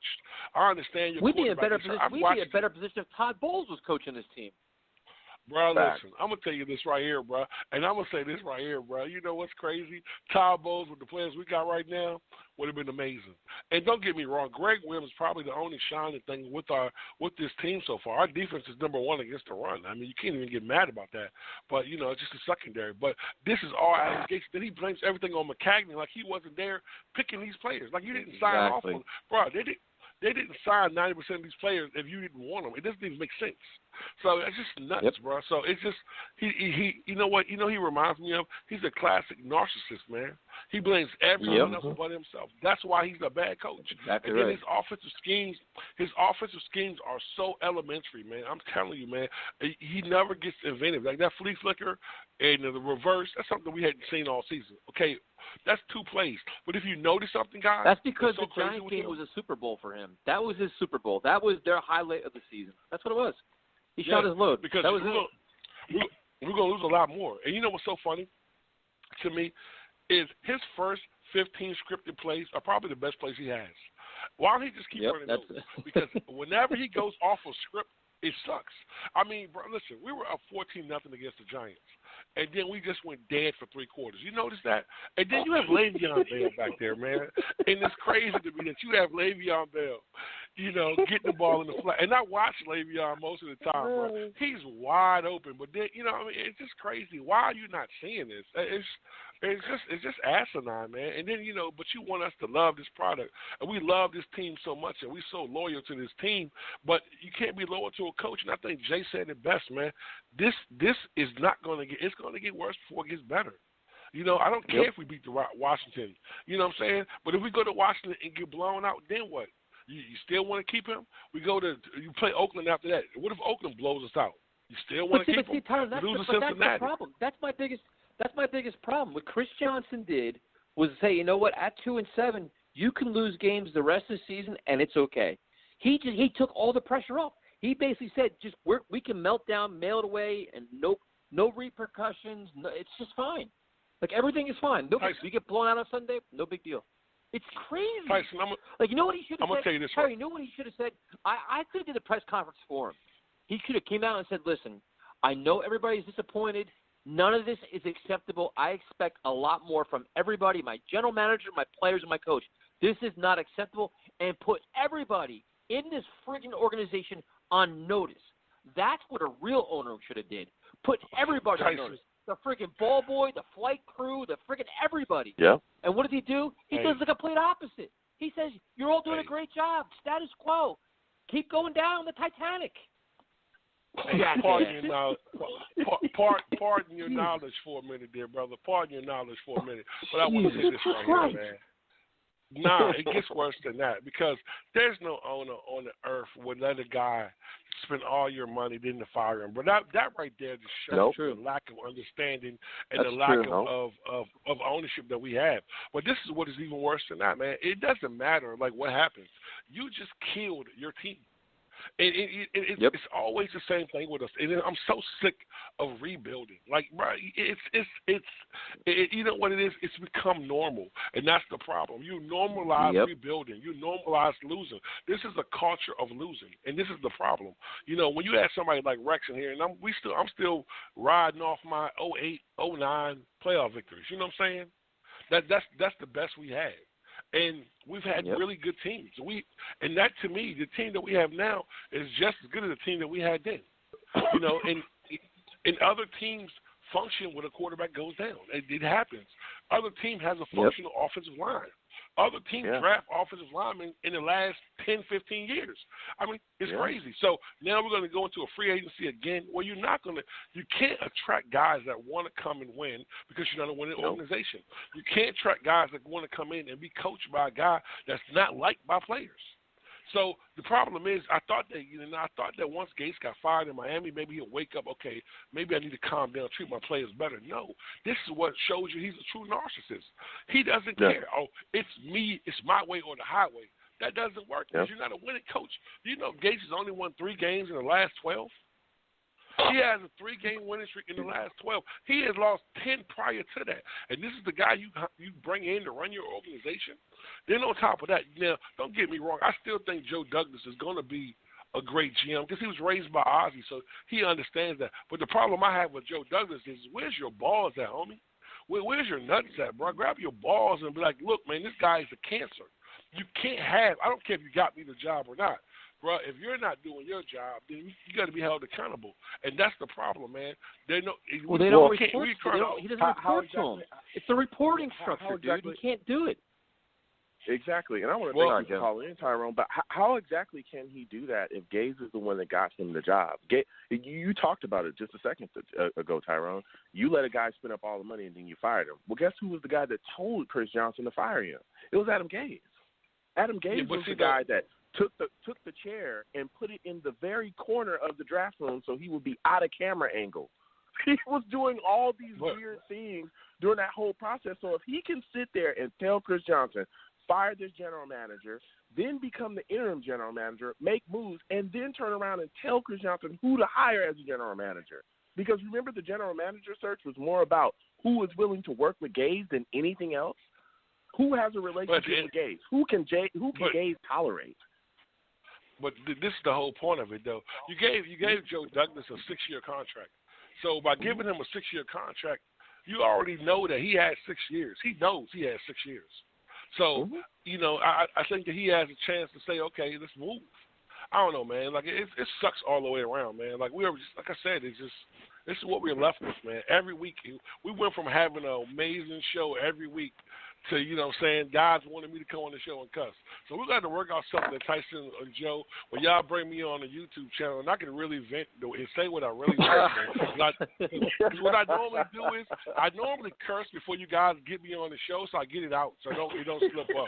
But every now and then I'm not responsible for what happens, you know what I'm saying? All you're going to do is edit it out. But I'm just saying I be trying really hard. It's really hard for me right now.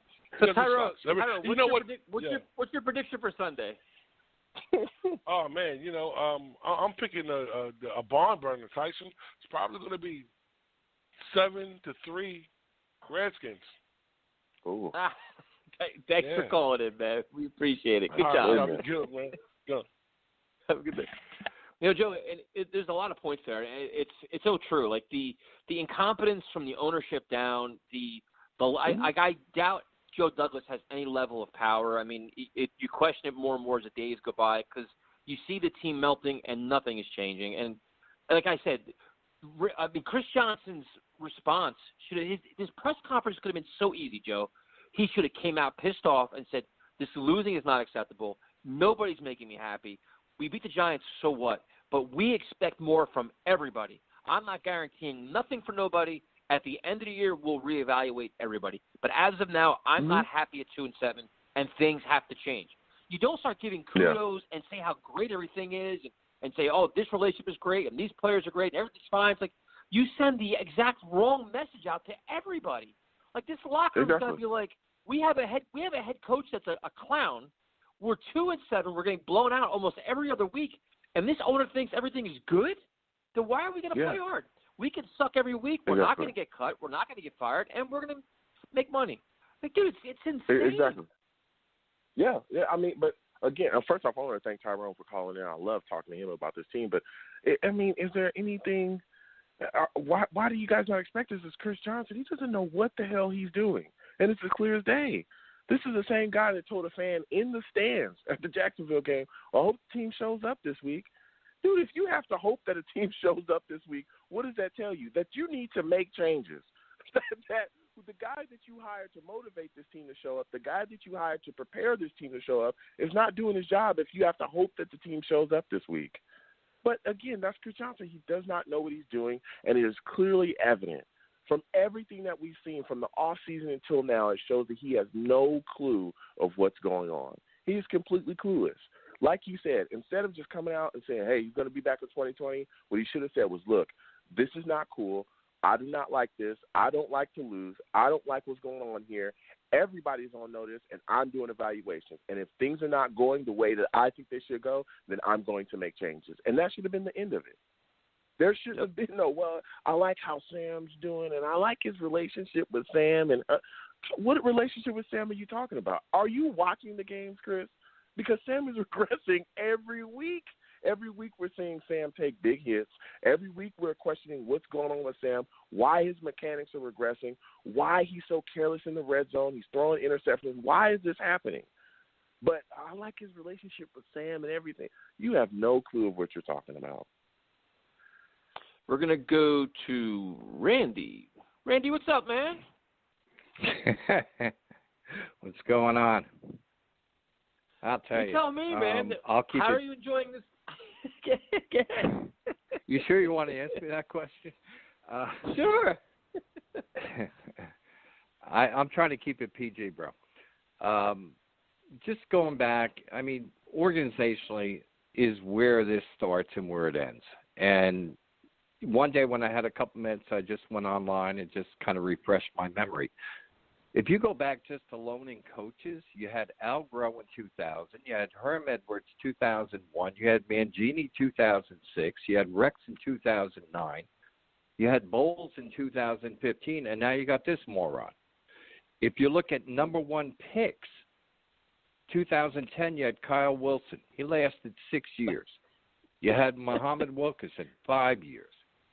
You had, who was it, Quentin Copels. I mean, you can go right down to D. Milner, Sheldon Richardson, Calvin Pryor, Leonard Williams, Darren Lee. The only three picks that are left are Adams, Darnold, and Williams. Give me a effing break. Horrible. Beyond horrible. It's an obvious problem. It's never been dealt with. We've gotten killed with all our draft picks for the most part. It's been a cluster, and I'll leave it there.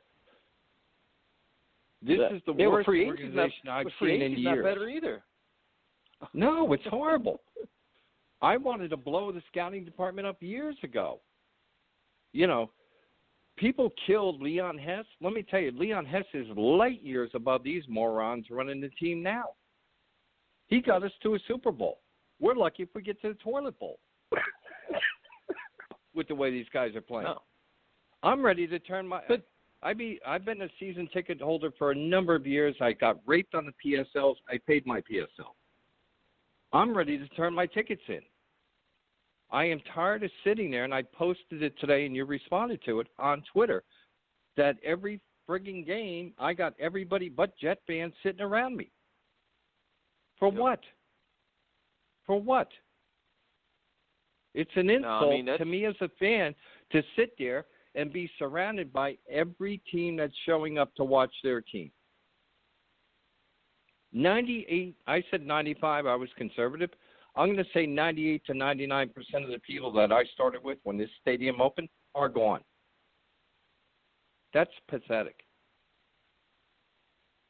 What the Jets are gearing for right now are corporate which is where the money is. Then you got people that buy seats that turn around and flip them and sell them and make money on it. Then you got the bandwagon people that show up when they're doing good and don't show up when they're doing bad. And then at the back of the bus are the true fans. And that's what they care about. I'm tired of getting effing surveys after every game asking me stuff because I'm killing them on every survey. I'm begging to be called. Nobody's effing calling me because they don't have the balls. It's all about concessions. It's all about everything but football. And if they really cared, they'd get their shit together and take care of this stuff. No, and the thing about what bothers me the most is I think the worst part about all this is I think the new uniformers were a problem because they made so much money off of them and they did so many things off of them. It's just like I think they're content with it. Like, oh, we made this big splash, made all this money. So like, you know what? If they mail in this season, like, no, that's all right. We'll come back next year and make more money. And Randy, I think you're right. And as a season ticket holder, I feel bad for all of you because like you get no return on your investment for years. It's a joke. This is years it's a seat. Nope. It's terrible, man. Like there's nothing. You get nothing. You get no like. And it's like, and the later you get in the season, say now like November, you can't even give away tickets. Like those tickets it's are a like, legitimate legalized scam through the NFL. Yep. Those seats are nothing more than guaranteeing you what you're going to walk into when you sit for game. They didn't give me a Super Bowl ticket when the Super Bowl was held there. They don't give me anything. So what's the point of being a PSL owner? It's a joke. And they made a boatload of money off of it. Both teams, Giants, obviously, as well as the Jets did.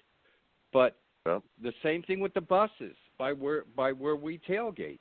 They push the buses back further and further. They don't care about the fans. Their attitude is like, what's your problem? Really? Exactly. We pay you to park there. The buses don't. Park them by the friggin' racetrack. You think that fan is going to know the difference? No. Yeah. But we'll piss on the fans and say, you know what? Just move back. We'll put more buses in there. Yeah. Listen, and I want to thank you for calling in. And look, I hear your frustration. You know, I come up. Everyone knows I come up for a game every year, and I see. I know. I've seen the change. Yeah, we've definitely chopped it up before, but I've heard fans say the exact same thing about the buses, the feeling within the stadium, it not being our stadium. Even when I'm sitting around fans that are of the opposing team, a ton of them, and they tell me all the time it feels like a home game. It feels like they're in their own. But you know stadium. what, bro? If you win, it's the old saying: if you win, they will come. Yeah. And the problem is we can't put a winning product on the field. Bottom line. Yep. And we haven't been able to. And what kills me, and I'll get off. I don't want to usurp your time here. What kills me, I wanted McCarthy to come here. Yep. Somebody must have done an incredible knife job on this guy not to get the job. I got to believe that. You're turning down a coach that won a Super Bowl. You're turning down a coach that had teams that were respectable throughout his entire tenure in Green Bay. And he wasn't good enough to come here, and you picked this bimbo?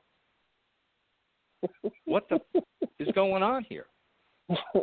You let your GM spend $1 million, pick the number 1 draft pick, which in my opinion, I wanted Josh Allen, but that's another story. Run the team, and then you fire the guy. What the heck are you thinking about? And then to make the comment like Tyson made earlier about Jacksonville, that's an indictment on this organization. Well, I hope the team shows up today. Get the F out of here. That's an insult to every Jet fan to hear that video. Yep. But they don't care. No. Because as they long care, as they're man. filling That's the coffers, they're going to continue to do what they do.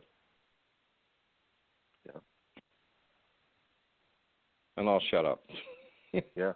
Yeah, look, man, listen, and I hear you. And the thing about it is, even the thing about hiring Gase, the night job was done. That was Mike McCagnon as well. Because one of the reasons why Gase was here is that Mike McCagnon wanted to make sure that he could get a guy in here that didn't want power over the roster because that secured his job. At least that was his thinking at that point. I can't get fired if a guy doesn't have power of the roster. I'll still be able to maintain control. Little did he know, Gase was going to be able to weasel his way in and do his thing. But Gase came in knowing, hey, I just got fired in Miami.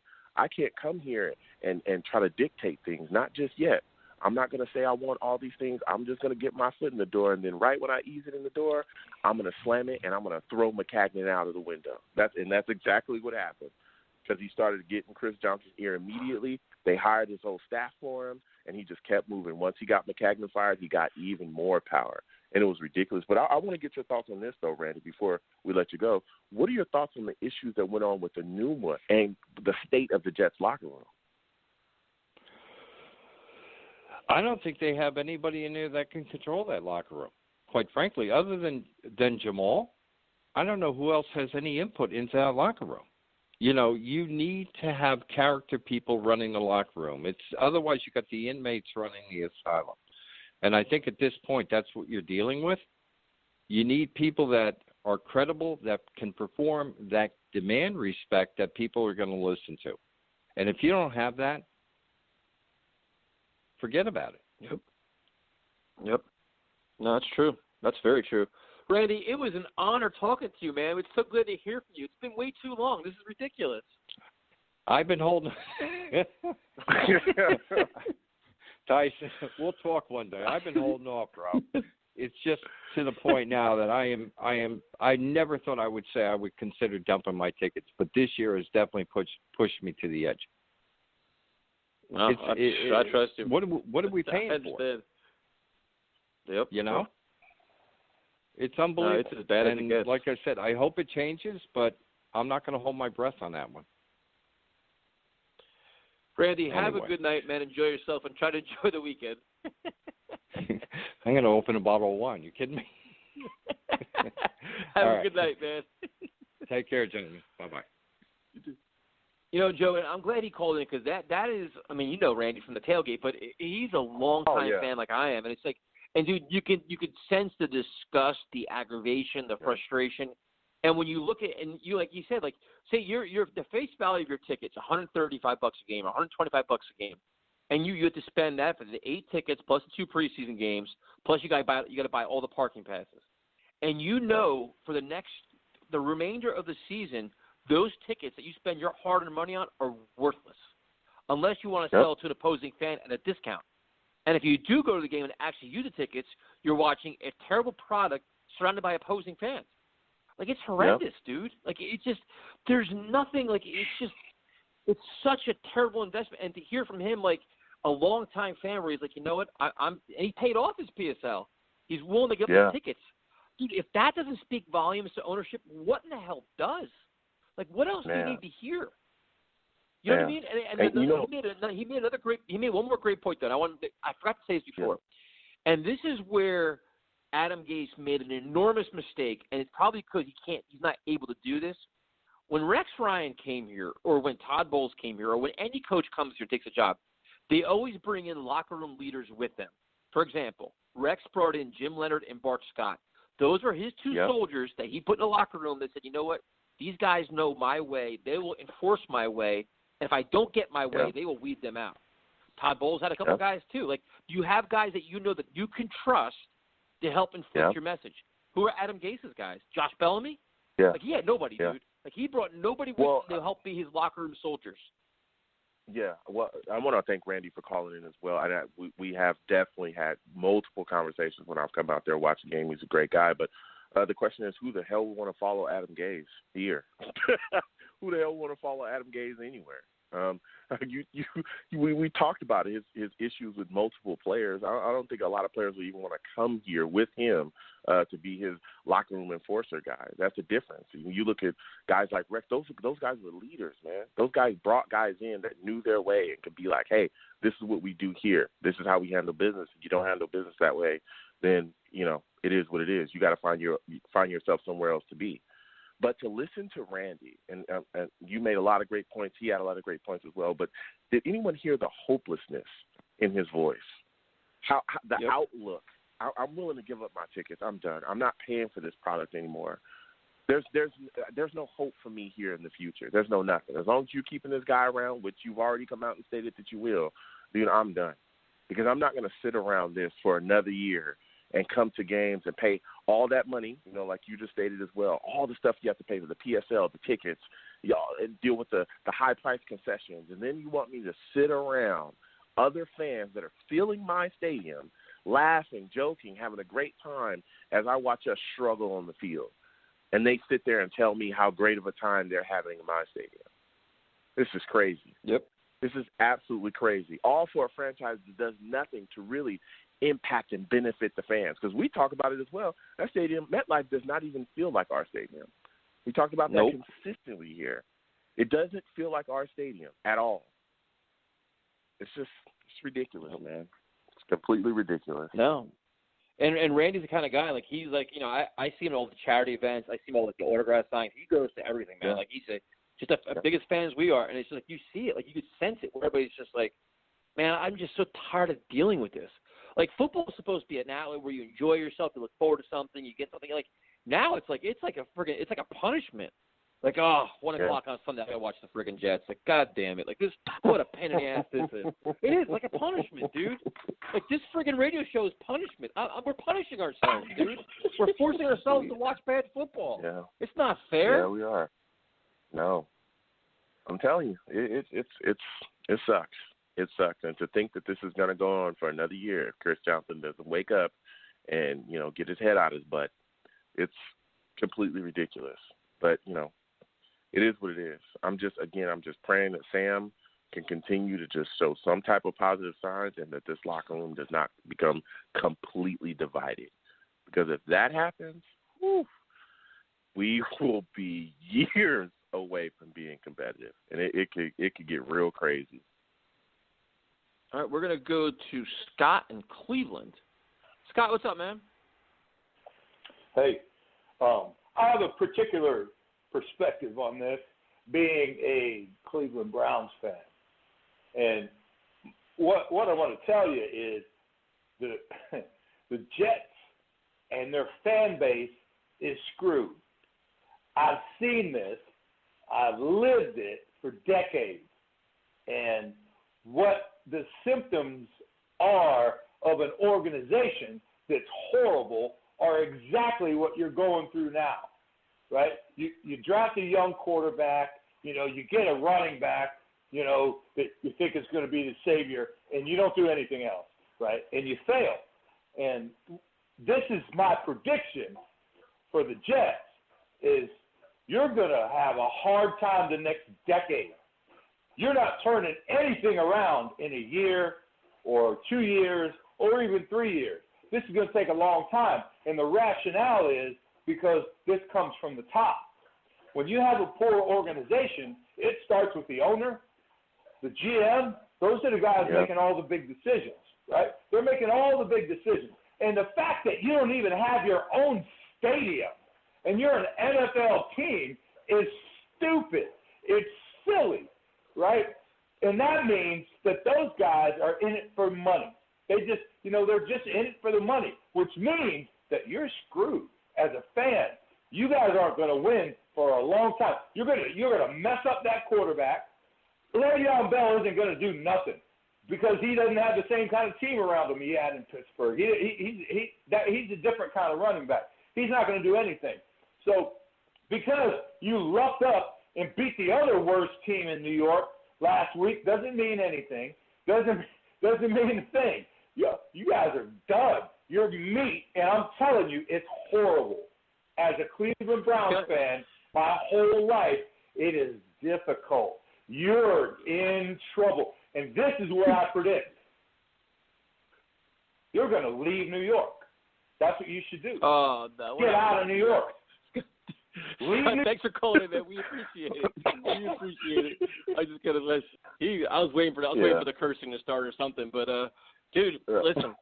I was gonna come back, but I had a feeling the calls would go south. I'm like, dude, Cleveland's no better. I mean, they barely beat a bad Steelers team last night, and their coach is a clown too. But listen, this is the point we're at, Joe, now where the Jets are a joke, and there's not much glimmer of hope. And it's funny because you look at okay, Le'Veon Bell, things like that, you can make a very good argument Le'Veon Bell won't even be here next year. Like, he may be one of the guys, right?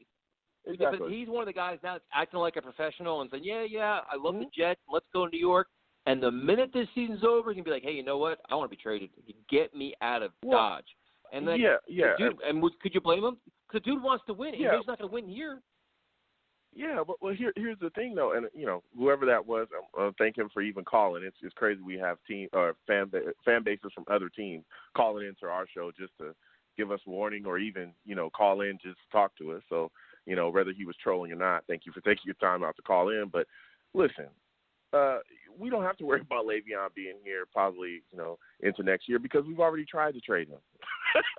You guys remember that? For the trade deadline, it was like the Texans, the Chiefs, and there are a host of the Steelers even called to try to figure out what to do. The only thing that kept Le'Veon here was the fact that he didn't want to give up a certain amount of money out of his contract. That's the only reason why he's still here. We've already got rid of his ass.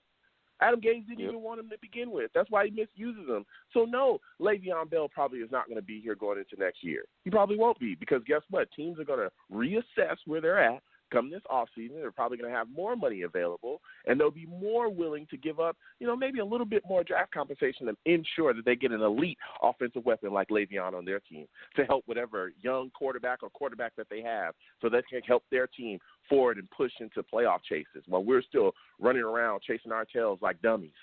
So, hell, Jamal Adams, you just talked about Jamal, he probably ain't going to be here either. The Cowboys are going to come back and knocking. That's a fact. They're still going to stay on them. That's why they tweeted the stuff out that they did. They're trying to really set that water just to the right temperature so they can really get cooking during the offseason. And I think they're going to be hot after him. So all these pieces that we're talking about being around, even these locker room guys, they probably won't be here. And then guess what? There's going to be a big void in that locker room. And we're going to see how Adam Gase handles that situation. He didn't handle it very well in Miami. Let's see how he handles it then. And we're also going to be void of talent at those spots too because you have to replace those guys.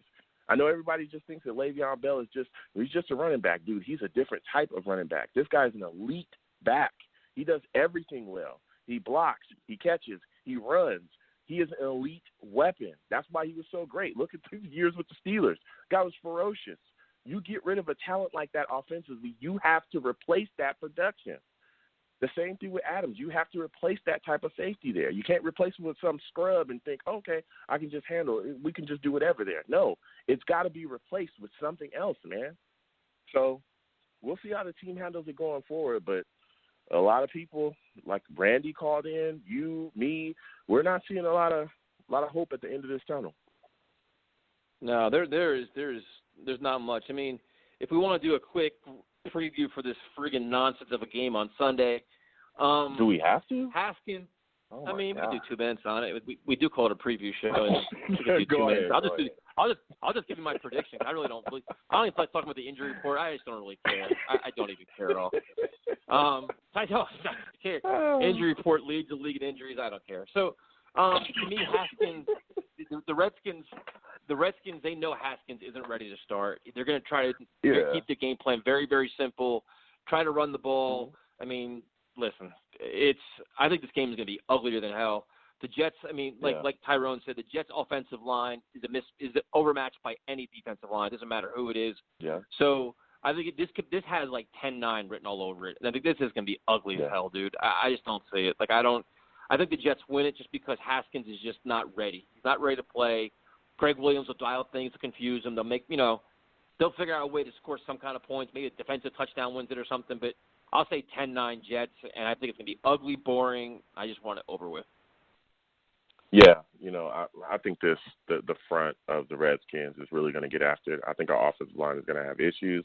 I can see Sam really taking some hits in this game as well, where we're like, whoa, what is going on? I do think the Redskins are going to run the ball quite a bit. We're probably going to shut that down, but I think the Haskins will find some targets out there. They got this kid, McLaren, matched up with our corners. We're starting Blessed Austin and Millette, I think, Arthur Millette. because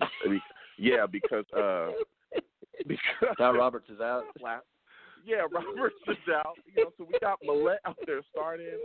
These guys are starting. So, there's going to be some guys that could get open. And McLaren, look, Tyson, they're on the team. So, look, they're starting. Okay, so McLaren is a guy that can run, and he runs very solid routes. He can get open and really get going. So I could see Haskins finding him. I do think they'll keep the game plan simple, but I do think that our secondary and the issues that we have will definitely be highlighted here as well. I think it's going to be an ugly game. I think it's going to get real nasty, and I think it'll be a 13-7 win for the Jets. 13-7, but we're not going to be happy about this win. I mean, we'll be happy that we got ourselves a W, but it'll be a win where we'll go, man, what in the world is going on out here? But I'll take the W, so I'm giving the Jets a W, 13-7. All right, as we wrap things up, first thing we'll do is thank all the callers. Thank you for sticking with us through this dreadful season. I know it's getting tired of seeing the same old nonsense, and we'll find creative ways to make it interesting. We'll bring in a lot more jokes and humor and stuff because it's much better than crying. Be sure to check us out on YouTube, Let's Talk Jets Radio, Instagram and Twitter, @TalkJetsRadio, Spreaker, SoundCloud, iTunes, all the Apple podcasts, all the Google podcasts. We're pretty much everywhere. Subscribe, leave feedback, leave all your insults. We respond to them as well. And, Joe, after this brutal week of just Jets nonsense, it is your time to shine. Yes, listen, I'm the man of the people. I'm here for the people. Let me shamelessly promote our Facebook page. Everyone go on Facebook, search Let's Talk Jets Radio. Like that page, our content's up there. Go ahead and give it a listen. Message us. We'll message you right back. We love going back and forth with folks about this football team. Also, leave us some feedback. We love hearing about what you folks think we do here on Let's Talk Jets Radio. I'm also on Twitter as well at YoungJ000, the 3 zeros. Go ahead and follow me. I'll follow you right back. You want to troll me? No issues. I'm the troll that lives under the bridge, and I will troll you right back. I'll have my Darnold jersey on. I'm praying that he stays good for the rest of this season, so we can go back and forth on there as well. I'm also on YouTube at YoungJ00. That's 2 zeros on YouTube, 3 on Twitter. I do videos about the Jets. I continue to talk about them throughout this entire season. I also do a weekly pick'em, so I talk a little bit about other teams as well. So go ahead and subscribe to my content on there as well. You want to troll me on there? No issues. Drop me a message, and I'll troll you right back. No problems whatsoever. And as always, people, when you folks see me in person, all right, it is arms out, chest open. I mean, really, come on, man. With this type of week, you got Chris Johnson out here just doing whatever, doing dumb stuff, and now you're going to hate on me? Come on, man. Listen, money does not matter to me. It's all about legacy. I'm here for the people. Don't believe what Roush is saying, all right? When you folks see me in person, okay, it is arms out, chest open. It is free hugs for everybody, okay? We are in trying times. These hugs are absolutely free. They've always been free. They will remain free, all right? I want to thank you folks for listening. Without you people, we are absolutely nothing. Thank you for taking the time out of your day to call in and listen to the show. You folks are the absolute best. And again, people, listen, CFBNJ.org, the Community Food Bank of New Jersey.